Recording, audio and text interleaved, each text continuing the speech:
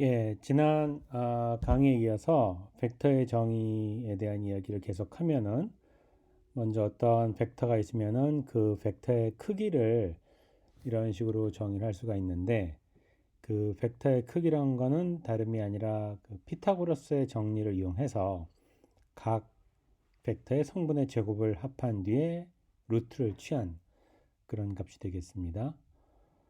어, 앞으로 굉장히 중요하게 등장할 개념이 바로 단위 벡터라는 것인데 3차원에는 단위 벡터가 세 가지 종류가 있습니다. 앞으로 EX, EY, EZ 이런 표현법을 종종 쓸 건데요. EX 벡터는 성분이 100, EY 단위 벡터는 성분이 010, EZ 단위 벡터는 성분이 001 이렇게 해서 보통 우리가 X축, Y축, Z축이라고 부르는 그런 세 가지 방향으로 크기 일자리 방향을 가리키는 벡터가 되겠습니다. 근데 이런 단위 벡터를 도입을 하면은 무엇이 좋으냐? 임의의 벡터 AX, AY, AZ 성분을 가진 임의의 벡터를 이런 식으로 나눠서 생각을 할 수 있겠죠? AX 곱하기 100 벡터 더하기 AY 곱하기 010 벡터 더하기 AZ 곱하기 001 벡터.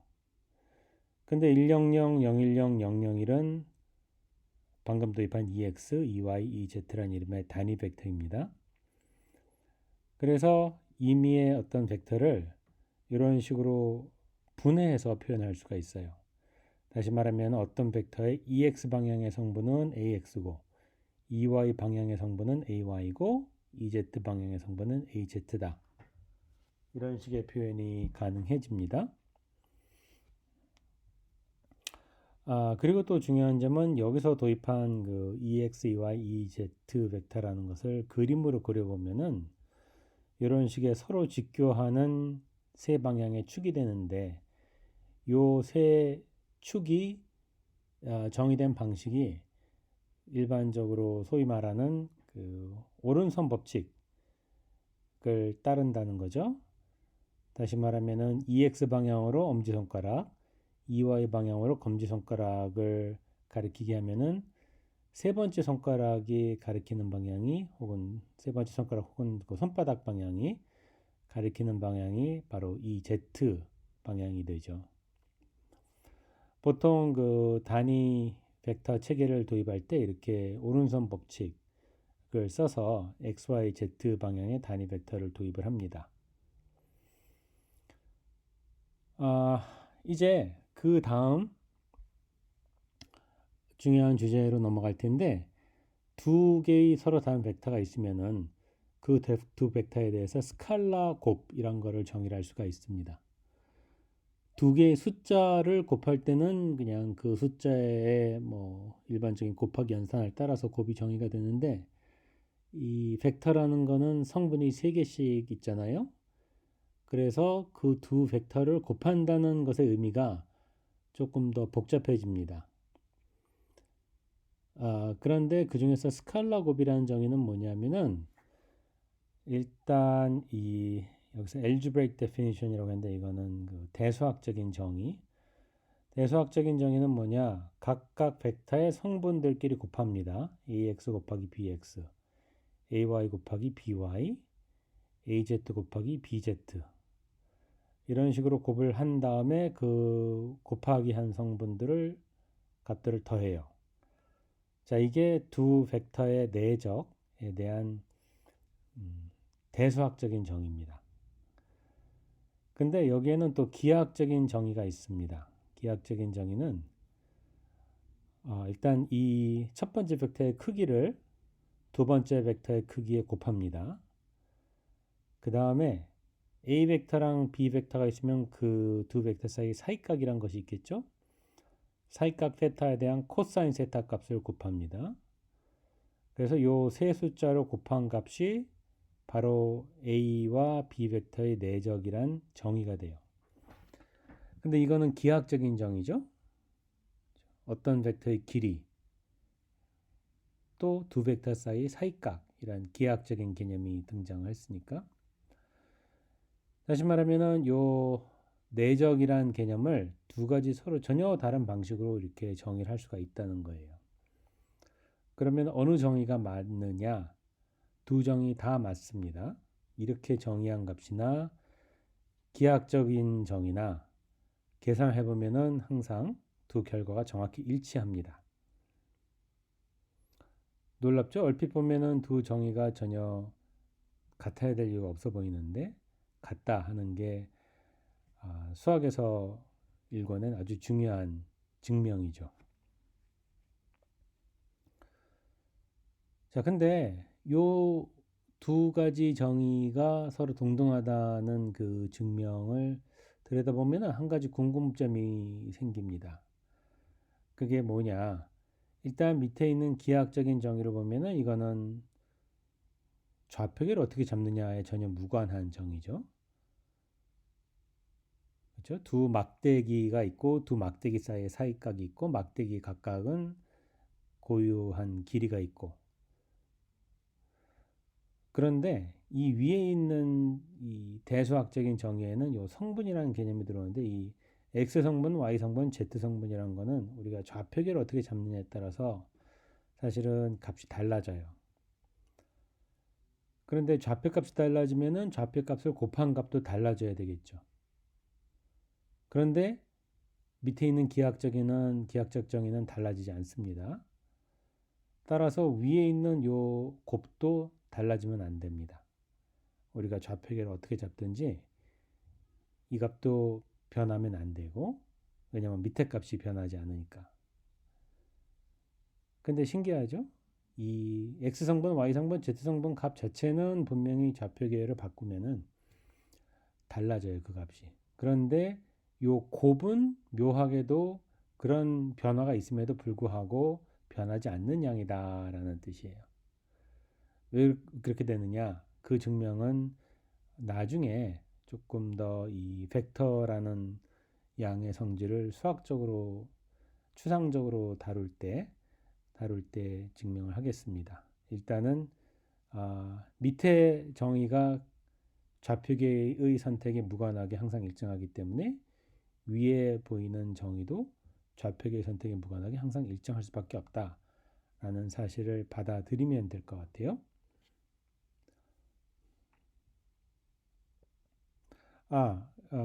그리고 교재 설명을 제대로 안 했는데 이 강의는 그 파울스하고 카시디가 쓴 Analytical Mechanics라는 책의 내용을 그대로 따라갈 예정입니다. 그 책이 여러 권이 나왔는데 그 중에서 칠판 내용을 그대로 따라갈 예정입니다. 자, 이런 내적의 정의가 일단 주어지고 나면은 그 다음에는 두 벡터 사이의 수직성이라는 개념이 쉽게 따라서 정의가 됩니다. 무슨 얘기냐? 두 벡터가 수직하다는 거는 그 두 벡터 사이의 사이각이 90도라는 뜻이죠. 근데 코사인 세타에서 세타가 만약에 90도면은 값이 0이죠. 다시 말하면은 이 위에서 사용한 요 대수학적인 정의가 수학적으로 표현하면 이렇게 되겠죠. AI 곱하기 BI, I는 1, 2, 3 혹은 뭐 X, Y, Z 이걸 다 곱해서 더했을 때 결과가 0이 된다라는 뜻이에요. 그러니까 어떤 두 벡터가 서로 직교한다라는 것은 이런 식으로 성분들끼리 곱해서 다 더했을 때 그 결과가 0이란 뜻입니다. 거꾸로 만약에 이렇게 성분들끼리 곱해서 더한 결과가 0이면은 그 성분들이 표현하고 있던 벡터 A랑 벡터 B는 서로 직교하는 벡터일 수밖에 없다라는 뜻이에요. 자, 근데 여기서 지금 요 위에서는 요 합 표시를 했는데 밑에서는 합 표시를 안 했죠? 앞으로 종종 이런 식의 표현을 사용할 건데 이 일단 벡터라는 거는 이 밑에 인덱스라고 부르는 요 꼬리표가 항상 딸려 나오죠. 벡터는 꼬리표가 하나 딸려 오는 양, 스칼라는 그런 꼬리표가 하나도 없는 양 이렇게 생각하면 편합니다.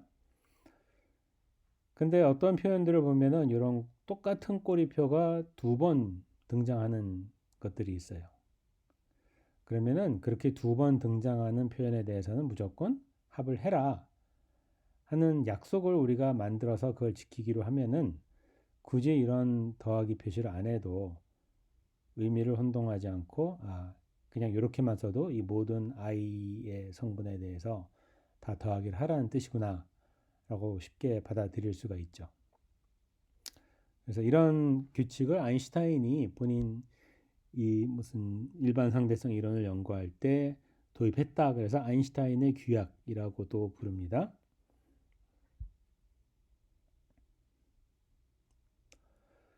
자, 그 다음에 또 하나 재미있는 그리고 굉장히 유익한 정의가 크로네커 델타라는 것이에요.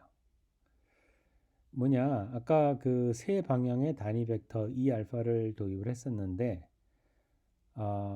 정의상 E 알파랑 E 베타는 만약에 알파 베타가 다르면은 다시 말하면은 서로 다른 방향을 가리키는 단위 벡터면은 그 내적이 0이죠. 왜냐하면 서로 수직이게끔 벡터를 정의를 했으니까 도입을 했으니까요. 그래서 서로 직교하는 벡터의 내적은 0이니까 알파랑 베타가 다르면은 E 알파와 E 베타의 내적은 0이 될 수밖에 없어요. 그리고 또 우리가 E 알파들을 단위 벡터라고 정의를 했기 때문에 E 알파와 E 알파의 내적은 1이 될 수밖에 없습니다. 자, 그럼 요것들을 알파랑 베타가 다를 때는 0이고 알파랑 베타가 같을 때는 1이다라는 그 규칙을 이렇게 간단한 표현을 도입을 함으로써 함축적으로 표현할 수가 있어요. 델타 알파 베타란 건 뭐냐면은 알파랑 베타가 같을 때는 1, 그리고 서로 다를 때는 0인 함수다라고 생각을 하면 돼요. 그러면은 이 모든 경우의 수를 갖다가 이 알파 닷 이 베타는 델타 알파 베타다. 이렇게 함축적으로 표현할 수가 있게 되죠. 크로네카 델타 표현도 이 고전역학 수업에서 굉장히 자주 등장하는 표현이 될 겁니다. 자, 내적이 물리학에서는 굉장히 많은 분야에서 쓰이는데 아마 가장 익숙한 그 응용 사례가 바로 1을 계산할 때의 사례일 거예요. 여기 요 점에 어떤 물체 혹은 입자가 있다고 칩시다. 그 입자에다가 F라는 힘을 이렇게 가해줬어요. 그런데 막상 그 입자가 움직이는 방향은 이 방향이었어요.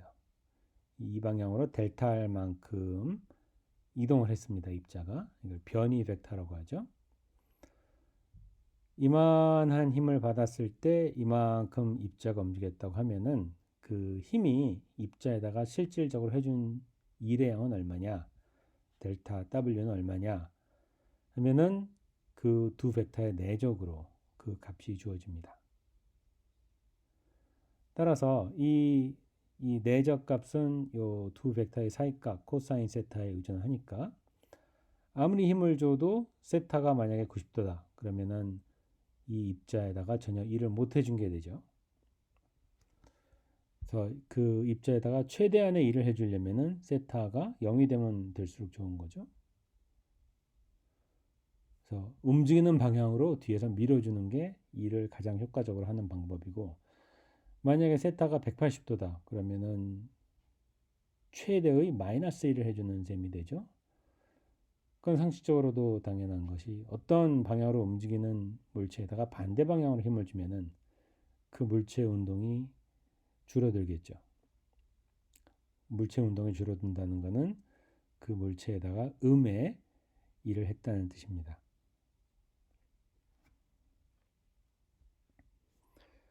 자, 벡터를 곱하는 방법에는 내적이 있고 그 다음에는 또 외적이란 게 있습니다. 외적은 A 곱하기 B 이런 식으로 표현을 하는데요. 먼저 외적의 그 대수학적인 정의를 보면은 이 A와 B를 외적한 결과물은 스칼라가 아니라 또 다른 벡터예요.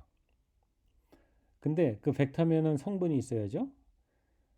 그 또 다른 벡터의 x 성분은 ay 곱하기 bz 빼기 az 곱하기 by로 주어집니다.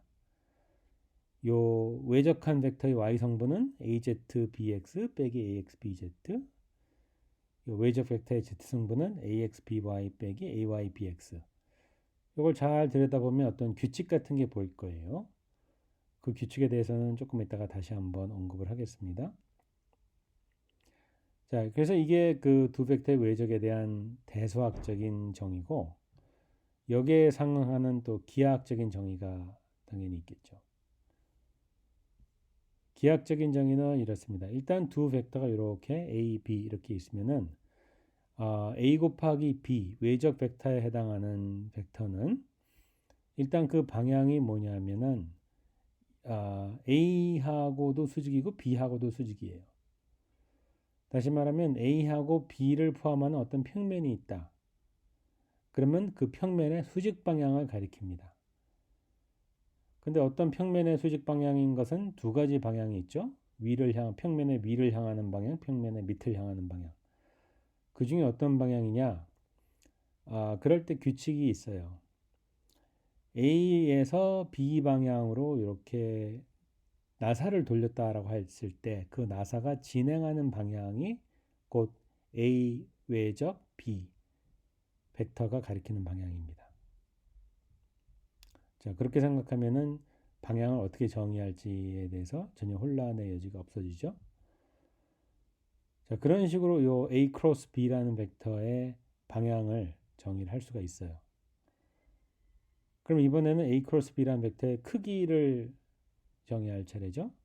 이 크기는 A 벡터의 크기 곱하기 B 벡터의 크기 곱하기, 이번에도 사이각 세타가 등장을 하는데 이번에는 그 세타의 사인 값을 구해서, 사인 값은 근데 양수가 될 수도 있고 음수가 될 수도 있으니까 크기를 논하려면은 그 사인 세타의 절대값을 취해주면 됩니다.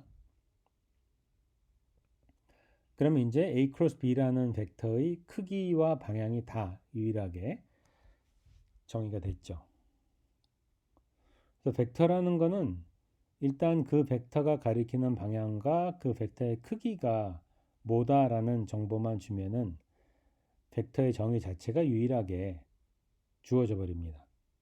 근데 방금 우리가 여기서 벡터의 방향을 정의하는 방법을 얘기해 줬고, 여기서는 벡터의 크기를 정의하는 방법을 얘기해 줬으니까 결국 A 곱하기 B 외적 벡터에 해당하는 그 벡터가 무엇이다 라는 것을 정확히 얘기를 해준 셈이 돼요.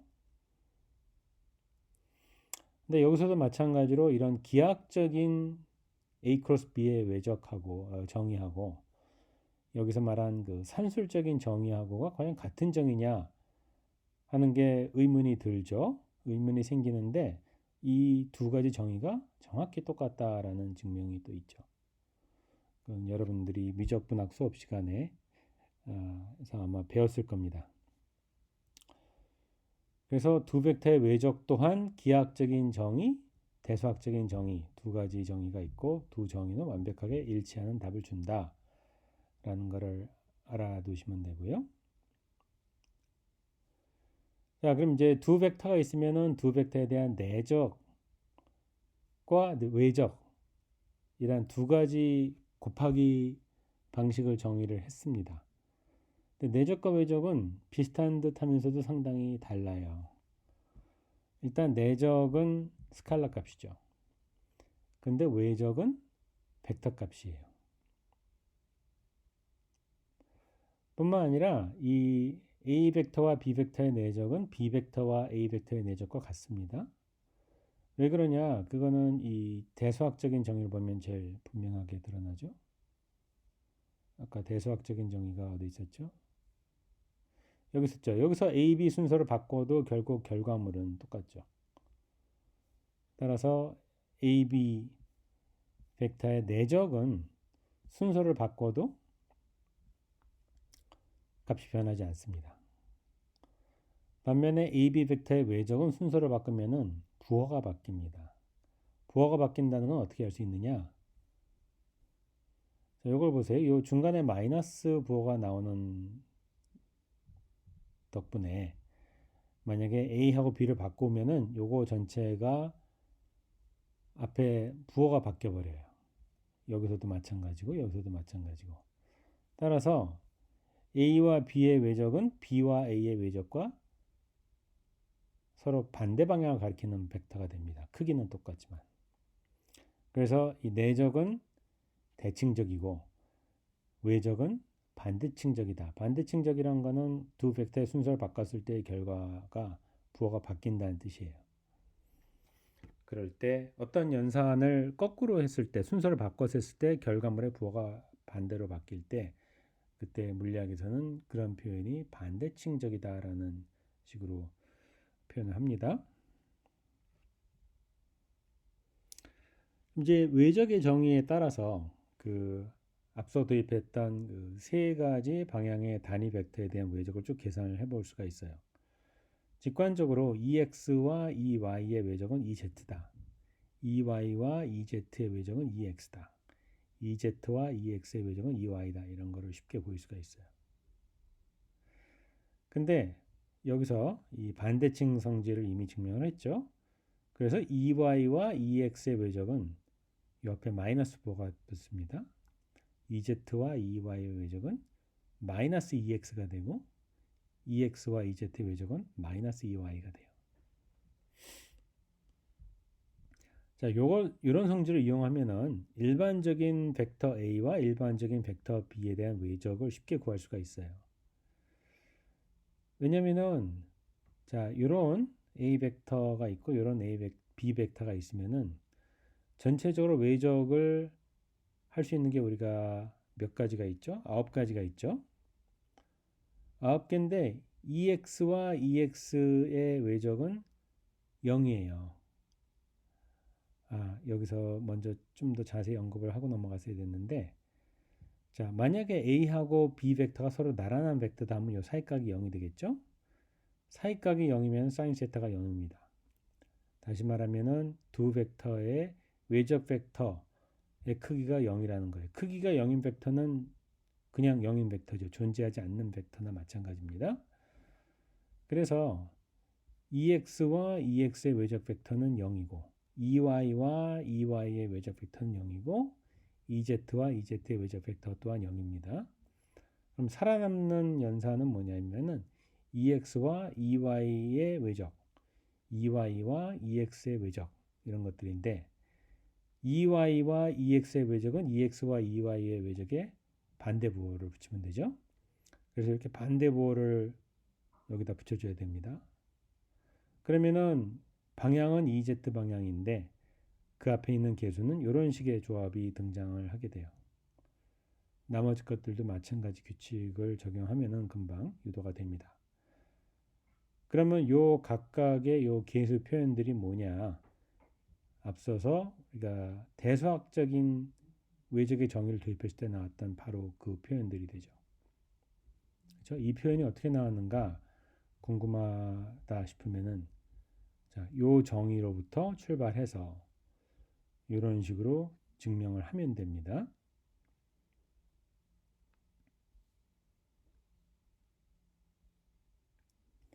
자, 아까 A와 B의 외적한 벡터의 크기는 A 크기 곱하기 B 크기 곱하기 사인 세타의 크기라고 했는데 이거를 좀 재밌게 증명하는 방법이 또 있어요. 그게 뭐냐? A 크로스 B라는 요 벡터를 그 자신과 한 번 더 내적을 해요. 그러면은 A 크로스 B라는 벡터의 크기의 제곱이 되겠죠? 자, 근데 아까 A 크로스 B라는 외적 벡터의 성분은 AX BY 빼기 AY BX 그 다음에 뭐 AY BZ 빼기 AZ BY 이런 것들이라고 했으니까 그 성분을 제곱해서 쭉 더한 것이 바로 이 외적의 절대값 제곱이 되겠죠. 근데 요거는 약간의 수학적인 조작을 가하면은 요 밑에 있는 표현으로 바꿔 쓸 수가 있어요. 이거는 학생들이 직접 종이에다가 조금만 연습을 해서 증명을 할 수가 있습니다. 자, 그럼 요런 표현 빼기 요런 표현으로 요걸 바꿔 쓸 수가 있다라는 증명을 할 수 있는데 이 첫 번째 줄에 있는 표현은 뭐냐? 다름 아닌 A 벡터의 크기 제곱 곱하기 b 벡터의 크기 제곱이죠. 요 두 번째 표현은 뭐냐? 괄호 안에 있는 표현이 바로 a와 b 벡터의 내적에 대한 표현이죠. 근데 a와 b 벡터의 내적은 a 벡터 크기 곱하기 b 벡터 크기 곱하기 코사인 세타라고 했습니다. 그럼 그것을 제곱한 거니까 요 두 식을 통분하면은 a제곱, b제곱이 앞으로 나오고 1 빼기 코사인 제곱으로 이렇게 나머지 표현들이 묶입니다. 근데 1 빼기 코사인 제곱은 사인 세타 제곱이니까 전체적으로 이렇게 돼요. 그럼 양변에 루트를 씌워주면 뭐가 되느냐? a 크로스 b라는 벡터의 크기가 a 벡터 크기 곱하기 b 벡터 크기 곱하기 사인 세타의 크기라는 결론에 도달하게 되죠. 자, 이런 식으로 해서 이 명제를 또 증명을 할 수가 있어요.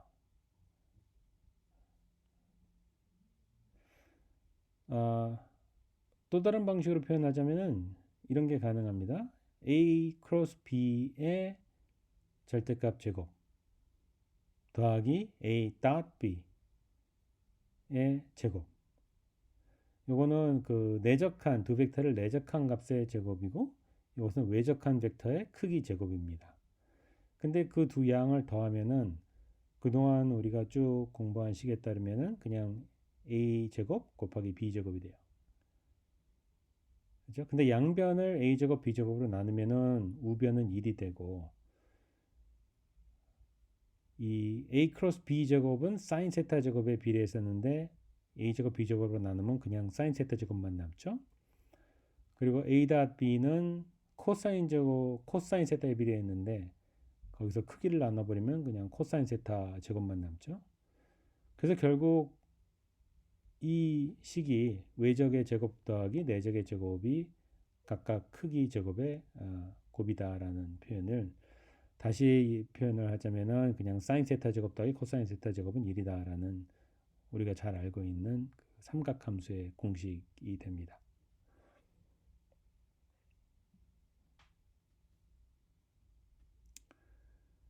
자, 그럼 이제 마지막으로 이번 강의의 마지막으로 그 아까 크로네커 델타라는 수학적인 부호를 도입했는데 그것과 종종 같이 등장하는 레비치비타 표현이란 거를 여기서 정의를 하겠어요. 레비치비타라는 건 엡실론 알파 베타 감마라고 보통 쓰는데 알파도 XYZ가 가능하고 베타도 XYZ가 가능하고 감마도 XYZ가 가능합니다. 그럼 총 조합이 3 곱하기 3 곱하기 3에서 27개 있을 수 있겠죠? 그럼 이제 27개의 값이 가능할 텐데 그 값이 다 유한한 것은 아니고 이 알파 베타 감마가 XYZ일 때 혹은 YZX일 때 혹은 ZXY일 때는 이 엡실론 값이 플러스 1이 됩니다. 근데 이 레비치비타 부호라는 거는 또 재미있는 성질이 뭐냐면은 요 알파 베타의 순서를 바꾸면은 그 값이 반대 부호로 바뀌어요. 다시 말하면 엡실론 알파 베타 감마와 엡실론 베타 알파 감마는 서로 반대 부호를 갖게끔 정의가 돼 있어요. 그 다음에 베타 알파 감마에서 두 번째, 세 번째 요 인덱스를 바꾸면은 베타 감마 알파가 되겠죠? 그럼 부호가 한 번 더 바뀌어요. 그래서 엡실론 알파 베타 감마하고 엡실론 베타 감마 알파는 다시 같은 값을 갖게 됩니다. 그런데 여기서 첫 번째와 두 번째, 이번엔 베타랑 감마죠. 첫 번째와 두 번째 인덱스의 순서를 바꾸면은 부호가 또 한 번 바뀝니다. 그래서 이런 성질을 이용하면은 만약에 첫 번째랑 두 번째 인덱스의 값이 같다. 가령 엡실론 알파 알파 감마다. 그러면은 이 엡실론 값은 무조건 0이 될 수밖에 없어요. 그리고 마찬가지로 두 번째랑 세 번째 인덱스의 값이 같다 해도 엡실론은 0이 될 수밖에 없습니다. 그러다 보니까 결국 0이 아닌 숫자는 여기서 말한 요 세 가지 경우하고 그 다음에는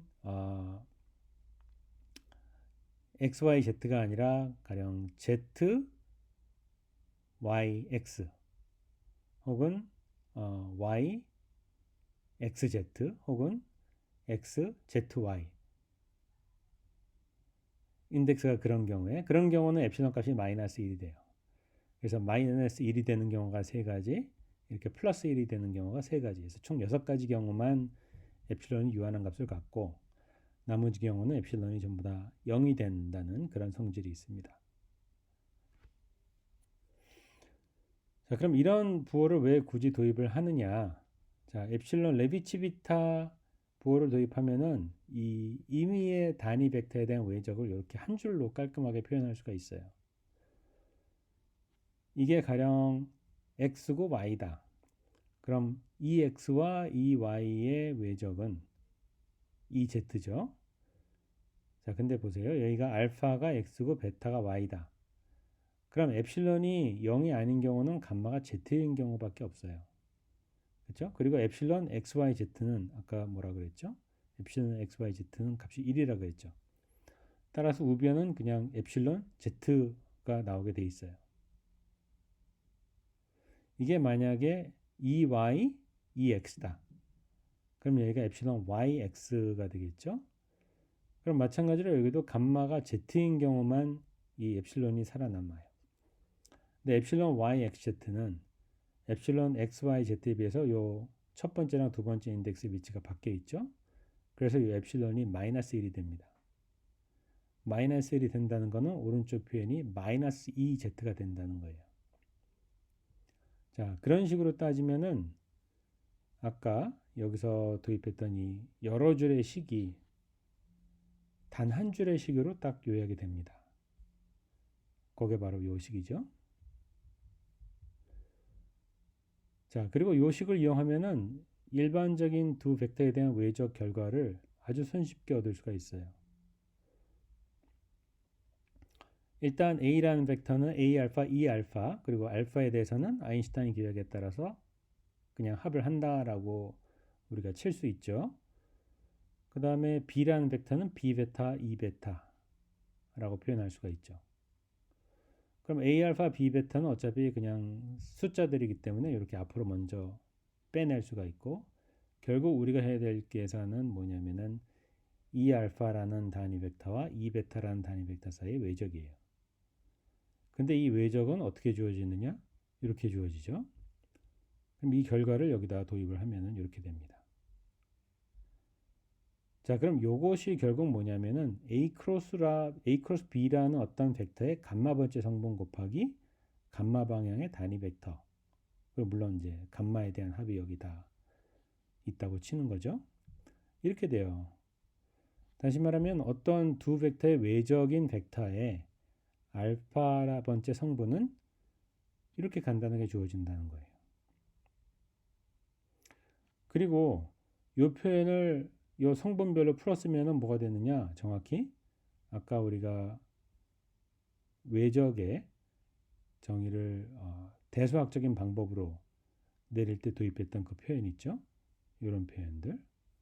혹은 좀 더 앞으로 가면은 이 표현들이 정확히 다시 한번 유도가 됩니다. 근데 여기서는 일일이 성분별로 이렇게 길게 썼잖아요. 근데 레비치비타 기호를 쓰면은 이렇게 어떤 주어진 두 벡터에 대한 외적의 성분을 한 줄로 깔끔하게 표현할 수 있다라는 굉장히 큰 장점이 생깁니다.